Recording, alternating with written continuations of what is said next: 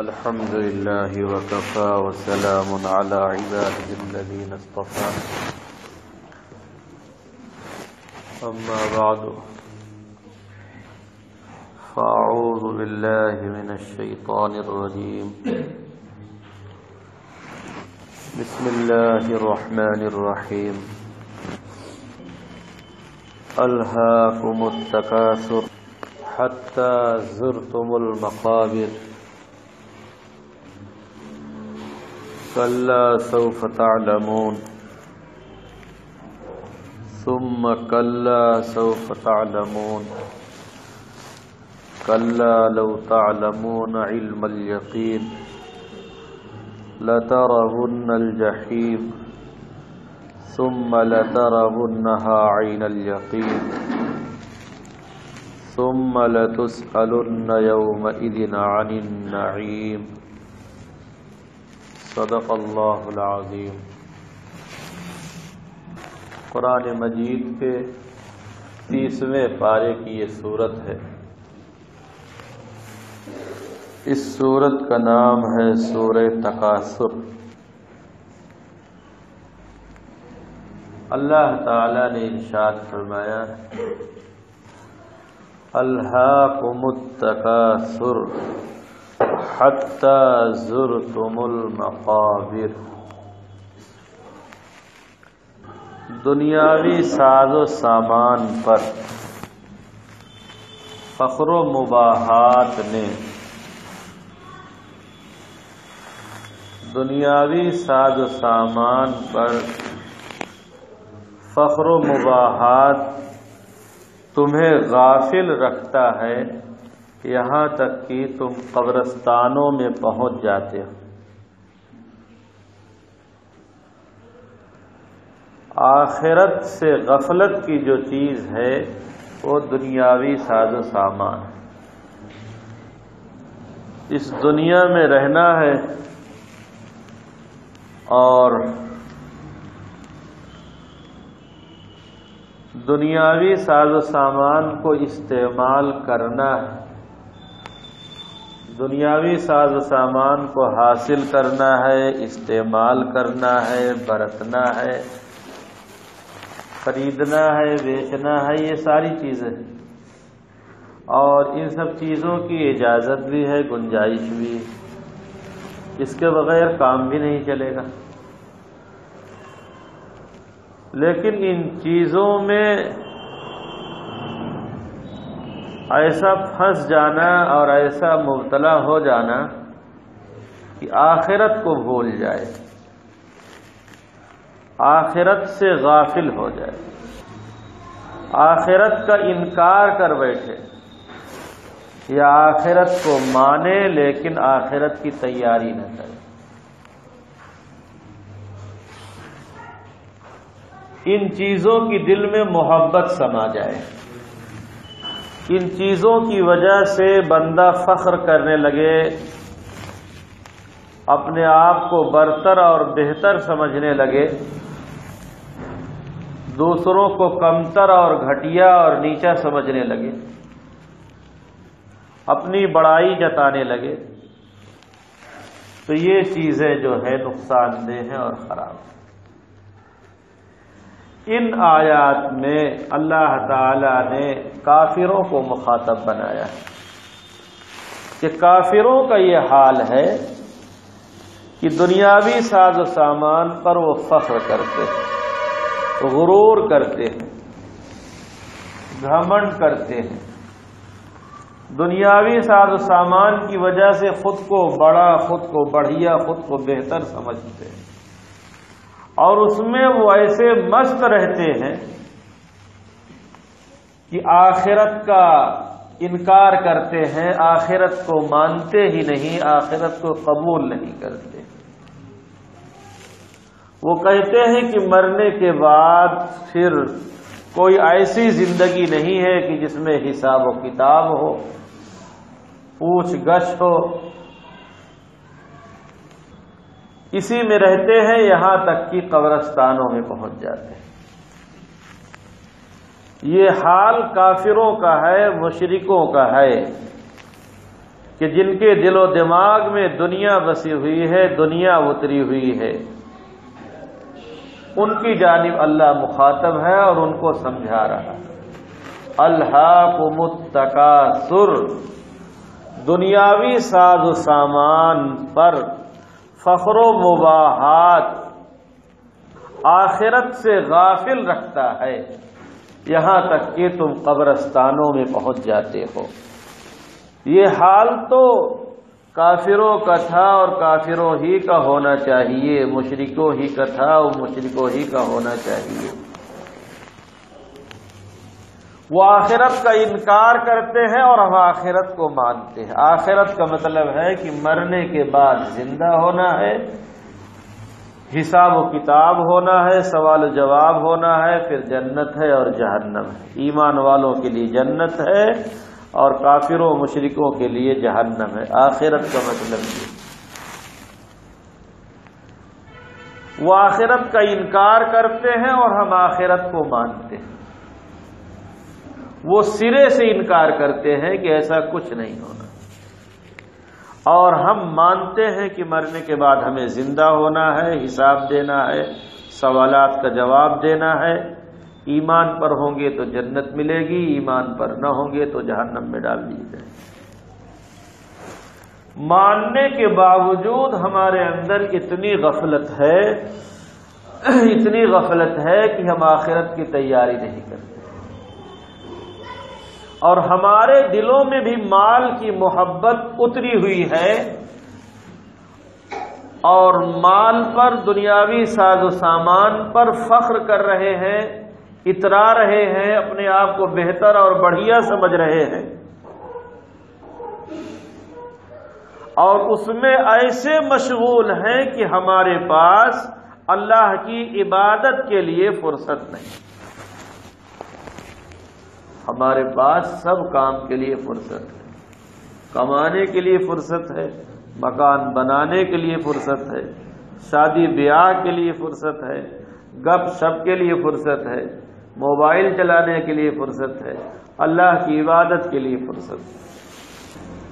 اللہ کی عبادت کے لیے فرصت نہیں، نماز کے لیے فرصت نہیں، تلاوت کے لیے فرصت نہیں، درود پاک پڑھنے کے لیے فرصت نہیں، تسبیحات پڑھنے کے لیے فرصت نہیں۔ جن کاموں کے کرنے پر اللہ کو پیار آتا ہے ان کاموں کے لیے ہمارے پاس فرصت ہے۔ الہاکم التکاثر، دنیاوی ساز و سامان پر فخر و مباحات نے، اور دنیاوی ساز و سامان کی محبت نے، دنیاوی ساز و سامان کی چاہت نے، طلب نے غافل کر رکھا ہے، اور ایسا غافل کر رکھا ہے کہ موت تک یہ غفلت دور نہیں ہوتی، حتی زرتم المقابر، یہاں تک کہ قبرستانوں میں پہنچ جاتا ہے۔ یہ نقشہ اللہ تعالی نے قرآن مجید میں کھینچا۔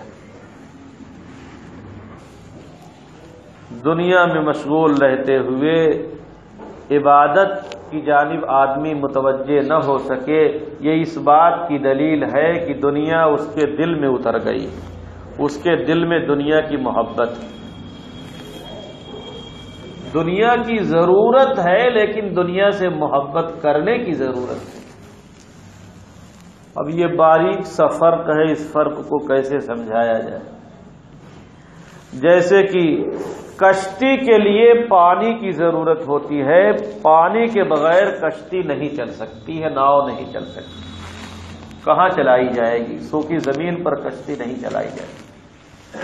ناؤ کے چلنے کے لیے، کشتی کے لیے پانی کی ضرورت ہوتی ہے، پانی نیچے ہو، پانی آگے ہو، پانی پیچھے ہو، پانی دائیں ہو، پانی بائیں ہو، ہر جانب پانی ہے، اس میں کشتی چل رہی۔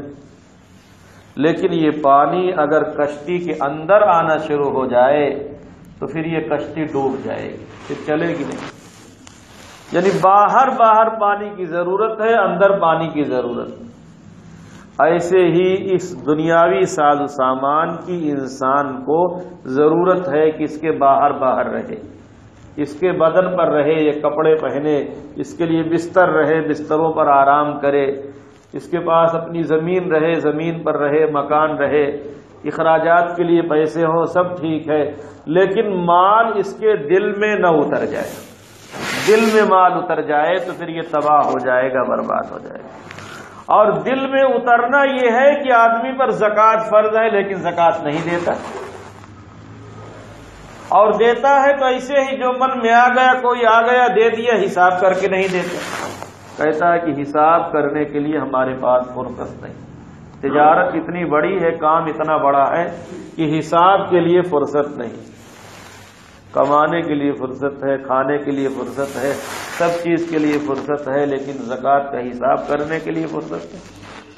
بینک والوں سے پوچھئے، ہفتے میں ایک دن آدھا وقت وہ کام بند کر دیتے ہیں اور بینک کا حساب کرتے ہیں۔ حساب کرنے میں بڑے فائدے ہیں۔ سال میں ایک دفعہ اگر کام کاج کو ایک دو دن بند کر کے آدمی اپنا حساب کر لے زکوٰۃ دینے کے لیے تو اس کے بڑے فائدے ہیں۔ اس وقت اس کا موقع نہیں ہے کہ وہ فائدے بتاؤں، اس میں بڑے فائدے۔ بہرحال دل میں جب یہ مال اتر جائے گا تو آدمی زکوٰۃ نہیں دے گا۔ دل میں یہ بات اتر جائے، مال اتر جائے گا تو آدمی قربانی نہیں کرے گا۔ دل میں مال اتر جائے گا تو آدمی غریبوں محتاجوں کو نہیں دے گا۔ دل میں جب یہ مال اتر جائے گا تو آدمی مسجدوں پر خرچ نہیں کرے گا، رشتہ داروں کا خیال نہیں کرے گا، سخاوت نہیں کرے گا۔ اور دل میں یہ مال نہیں اترے گا تو جہاں جہاں اللہ تعالیٰ نے حکم دیا ہے بندہ وہاں وہاں خرچ کرتا رہے گا۔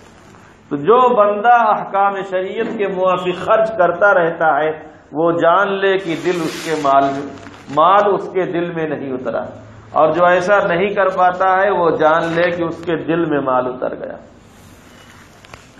ایسے ہی اذان ہو رہی ہے، نماز کا وقت ہو گیا ہے، اب آدمی دکان اور کام کاج چھوڑ کر نماز نہیں پڑھ سکتا ہے، نماز نہیں پڑھ رہا ہے تو وہ جان لے کہ مال اس کے دل میں اتر گیا، اور اسے چھوڑ کر نماز پڑھ لیتا ہے تو سمجھیے کہ اس کے دل میں یہ مال نہیں اترا۔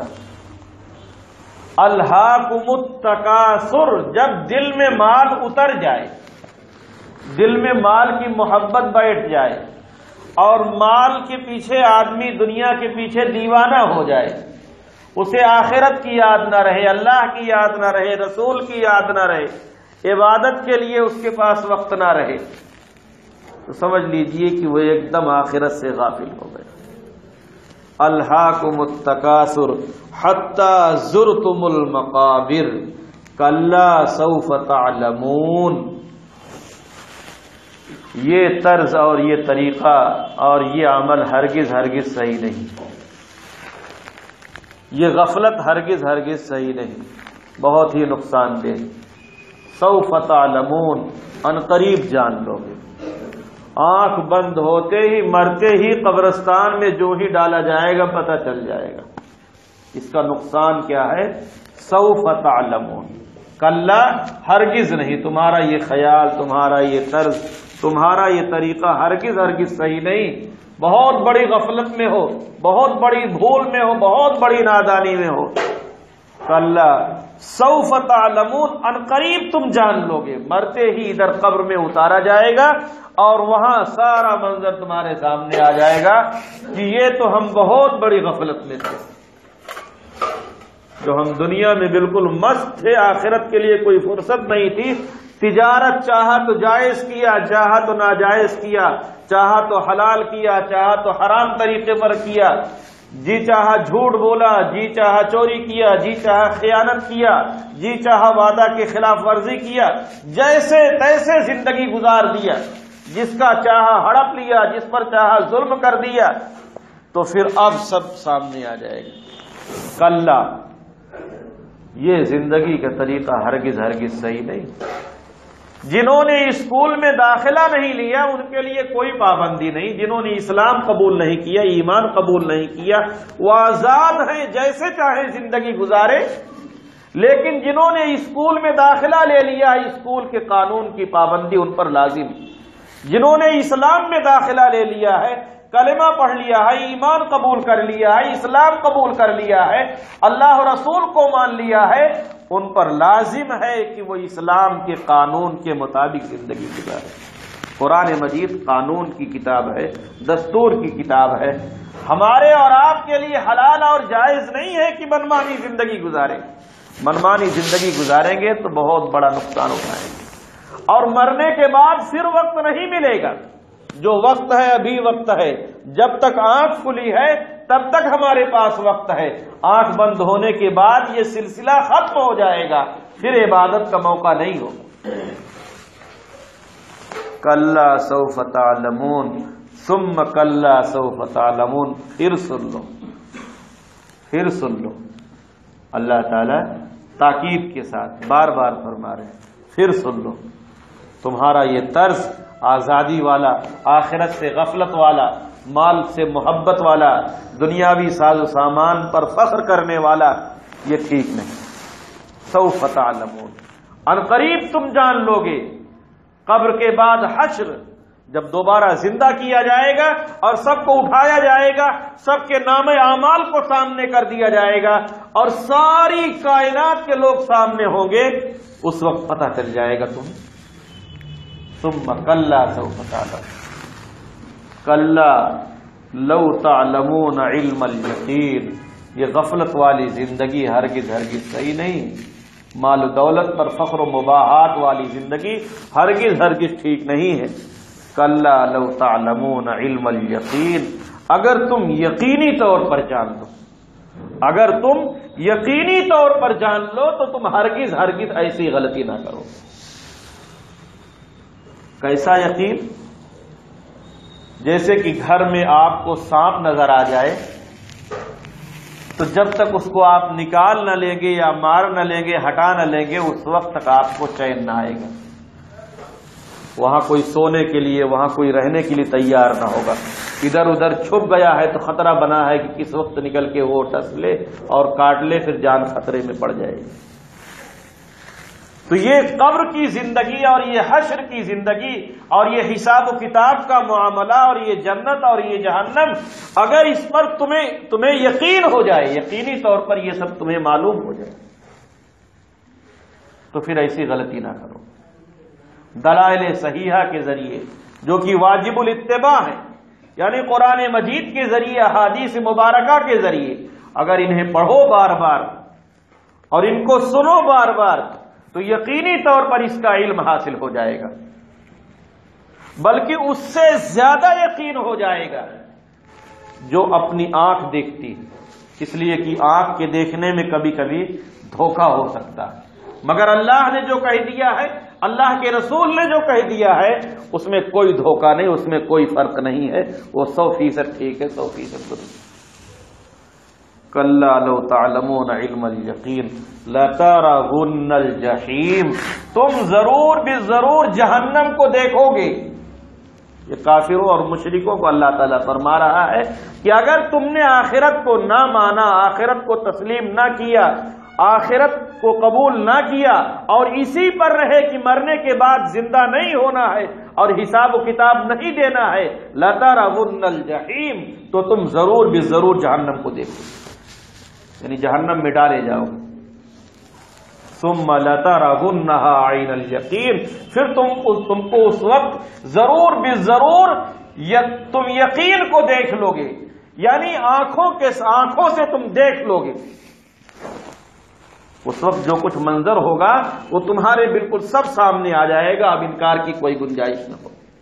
وہ بذات خود یقین ہوگا، یعنی حد درجے اعتماد اور یقین کے ساتھ تم کو ماننا پڑے گا. اور آنکھوں سے دیکھنے کے بعد، انکشاف ہو جانے کے بعد، واضح ہو جانے کے بعد تو پھر کوئی چارہ نہیں بچتا کہ آدمی انکار کرے. ثم لترونها عین الیقین ثم لتسألن یومئذ عن النعیم. اور یہ آخری آیت جو ہے، یہ اس میں سب کو اللہ تعالیٰ نے مخاطب بنایا ہے، کافروں کو بھی، مسلمانوں کو بھی. ثم لتسألن یومئذ عن النعیم. اس دن تم سب سے نعمتوں کے بارے میں پوچھا جائے گا. اس دن نعمتوں کے بارے میں جو کچھ ہم نے تم کو نعمتیں دی ہیں سب سے پوچھا جائے گا، سب سے سوال ہوگا. ہاں یہ اور بات ہے کہ کسی سے سوال ہو اسے بری کر دیا جائے اور کسی سے سوال ہو اسے گرفتار کر لیا جائے. لیکن پوچھا سب سے جائے گا، سوال سب سے ہوگا۔ کون سی نعمت؟ یہ آنکھ کی نعمت، یہ زبان کی نعمت، یہ ہاتھ پاؤں کی نعمت، یہ دل و دماغ کی نعمت، یہ زمین و آسمان کی نعمت، یہ چاند سورج کی نعمت، اور یہ ہواؤں کی نعمت، یہ کھانے پینے کی نعمت، یہ مال و دولت کی نعمت، یہ سانس کی نعمت، یہ جو کچھ اللہ تعالیٰ نے ہمیں استعمال کرنے کی دیا ہے، اللہ تعالیٰ پوچھیں گے یہ دیا تھا تو تم نے کیا کیا؟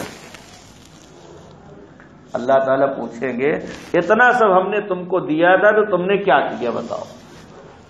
ہم کو راضی کرنے کے لیے کیا کیا؟ ہم کو خوش کرنے کے لیے کیا کیا؟ ہم نے اتنا تمہارے لیے انتظام کیا تھا اور تم نے ہم کو خوش کرنے کے لیے کیا کیا؟ ہماری عبادت کے لیے کیا کیا بتاؤ؟ اگر ہم کسی کے لیے تھوڑا سا انتظام کریں تو اس سے 100 سوال کریں گے، اور وہ نہیں مانے گا تو اسے نکال بھگائیں گے کہ تمہارے لیے سارا ہم انتظام کرتے ہیں اور تم ایک کام کر کے نہیں دیتے۔ ہمیں تو فوراً جلال آ جائے گا، فوراً غصہ آ جائے گا اور اسے نکال باہر کریں گے۔ اگر یہی معاملہ اللہ تعالیٰ شروع کر دے کہ فوراً انتقام لے لے تو اکثر مخلوق تو دفن ہو جائے گی، زمین کے نیچے پہنچ جائے گی، اسے دیر نہ لگے۔ لیکن اللہ تعالیٰ رحیم و کریم ہیں، اللہ تعالیٰ مہلت دیتے ہیں، اللہ تعالیٰ موقع دیتے ہیں۔ تو اللہ تعالیٰ کی مہلت سے، اللہ تعالیٰ کے موقع دینے سے ہمیں جو موقع ملا ہے، جو مہلت ملی ہے، اس سے فائدہ اٹھاتے ہوئے اب تک کی غفلتوں کو جو ہمارا وقت غفلتوں میں گزر گیا اس سے معافی تلافی کرے، اس سے توبہ کرے، اور آگے کی جو زندگی بچی ہے اس زندگی کو کام میں لانے کی کوشش کریں اور اللہ تعالیٰ کا شکریہ ادا کریں، اللہ تعالیٰ کو خوش کرنے کی کوشش کریں، اللہ تعالیٰ کی عبادت کریں۔ یہ جو موقع ملا ہے، جو ہمارے پاس وقت ہے، اب اس وقت کو اور اس موقع کو کام میں لے آئیں اور اللہ تعالیٰ کی عبادت میں مشغول ہوں، ایک ایک چیز کو جاننے کی، پوچھنے کی اور سمجھنے کی کوشش کریں اور پھر اس کے موافق زندگی گزاریں۔ اگر کسی سے کہتا ہوں کہ بھائی ذرا داڑھی رکھ لیجئے تو کوئی کہتا ہے کہ بعد میں رکھ لیں گے، کوئی کہتا ہے کہ سنت ہے۔ بھائی بعد میں کب رکھ لیں گے؟ زندگی کا کچھ ٹھکانہ ہے؟ آنکھ کب بند ہو جائے گی، سانس کب رک جائے گی، کچھ پتہ ہے؟ کم سے کم اتنا تو کر لیں کہ ہماری شکل و شباہت ویسے ہو جائے جیسے اللہ اور اللہ کے رسول چاہتے ہیں۔ کم سے کم ہماری شکل تو وہ ہو جائے، تو امید ہے کہ اسی پر اللہ کو پیار آ جائے اور اس کی بدولت اللہ تعالی ہمیں پورا اور کامل دیندار بنا دے۔ ہمارے پاس ہر دینی کام کے لیے بہانے ہیں، یہ ہو جائے گا تو یہ کر لیں گے، یہ ہو جائے گا تو یہ کر لیں گے، یہ ہونے کے بعد ہماری زندگی رہے گی بھی یا نہیں رہے گی، یہ سوچنے کی ضرورت ہے۔ اس لیے میرے بھائیوں، میرے عزیزوں، جو کچھ ہمارے پاس وقت بچا ہے اسے غنیمت جانیں اور اللہ تعالیٰ سے معافی مانگیں، اللہ تعالیٰ سے توبہ کریں اور گناہوں کو چھوڑیں اور نیکیوں کی جانب قدم بڑھائیں۔ نیکی نیکی کو دعوت دے گی، ایک نیکی کریں گے دوسری نیکی کی توفیق ملے گی، اور برائی برائی کی دعوت دیتی ہے، ایک گناہ کریں گے دوسرے گناہ کی جانب قدم بڑھ جائے گا۔ اس لیے گناہوں کو چھوڑیں اور نیکیوں کی جانب قدم بڑھائیں اور نیک لوگوں کی صحبت اختیار کریں، نیک لوگوں کے پاس اٹھے، نیک لوگوں کے پاس بیٹھے، نیک لوگوں سے نیک باتیں پوچھیں، تو پھر زندگی میں نیکی آئے گی اور نیک بنیں گے، اور ہمیشہ برے لوگوں کے بیچ میں رہیں گے تو پھر نیک نہیں بن پائیں گے۔ اللہ تعالی ہم سبوں کی یہ غفلت دور فرمائے اور آخرت کی تیاری کی توفیق نصیب فرمائے، اور اللہ تعالی نے جو نعمتیں دی ہیں ان نعمتوں کا شکریہ بجا لانے کی توفیق عطا فرمائے۔ وآخر دعوانا الحمدللہ رب العالمین۔ سنتیں باقی ہیں کہ پڑھ لیجیے؟